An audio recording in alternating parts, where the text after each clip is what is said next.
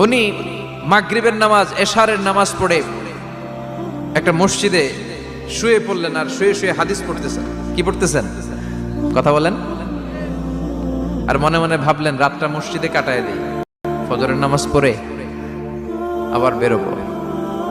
কিন্তু দারোয়ান এসে বলে মসজিদে থাকতে পারবেন না, ওঠেন। দারোয়ান আছে না, কথা কন।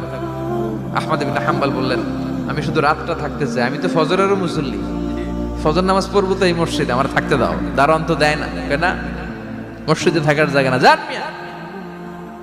উনি যে আহমদ ইবনে হাম্বল এটা চিনে নাই, থাকতে দেয় না। কি করবে এখন? উনি কাঁথা গুছিয়ে হাদিসের কিতাব নিয়ে কাঁধের মধ্যে ব্যাগ নিয়ে মসজিদ থেকে বেরোয় গেলেন। কি আর করবেন, প্রচন্ড শীত, আর কাঁপতেছেন, বুড়ো মানুষ।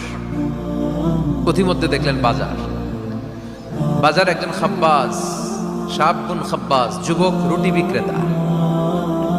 সে রুটি বিক্রি করে, চুলার মধ্যে রুটি সেকে। সে যে সালাম দিল আসসালামু আলাইকুম, যুবক বলে ওয়ালাইকুম আসসালাম।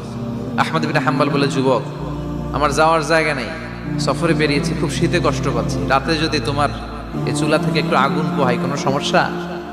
যুবক বলে না না সমস্যা না, আহলান ওয়া সাহলান, কোর সামনে আসেন আসেন, আপনি আগুন পোহাইলে আমার সমস্যা কি? সুবহানাল্লাহ পড়েন।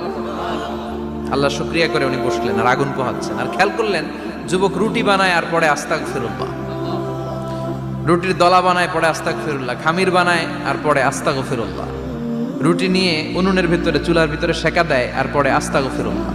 দোকানদারের কাছে কেউ আসলেই সে রুটি দেয় আর পরে আস্তাগফিরুল্লাহ। ক্রেতার কাছ থেকে টাকা নিয়ে ক্যাশ বক্সে রাখে আর কি পড়ে? আবার রুটি বানানো শুরু করে আর কি পড়ে? খালি এইটাই পড়তেছে। ইমাম আহমদ ইবনে হাম্বল তো আবার কিরে, এটা আবার কেমন যুবক, খালি আস্তাগফিরুল্লাহ। উনি প্রশ্ন করলেন যুবক ঘটনা কি? আসার পর থেকেই তোমার দেখতেছি তুমি রুটি বানাও, রুটি বিক্রি করো আর পড়ো আস্তাগফিরুল্লাহ, মালাকা ইয়া শাবাব। যুবক বলে আস্তাগফিরুল্লাহ আমার সবচেয়ে বেশি পছন্দের আমল, আমি সব সময় আঠার মতে ইস্তেগফারের সাথে লেগে থাকি আর সব সময় পড়তে থাকি আস্তাগফিরুল্লাহ, আর এর বদৌলতে আল্লাহ আমারে মুস্তাজাবুদ দাওয়া বানিয়ে দিয়েছে।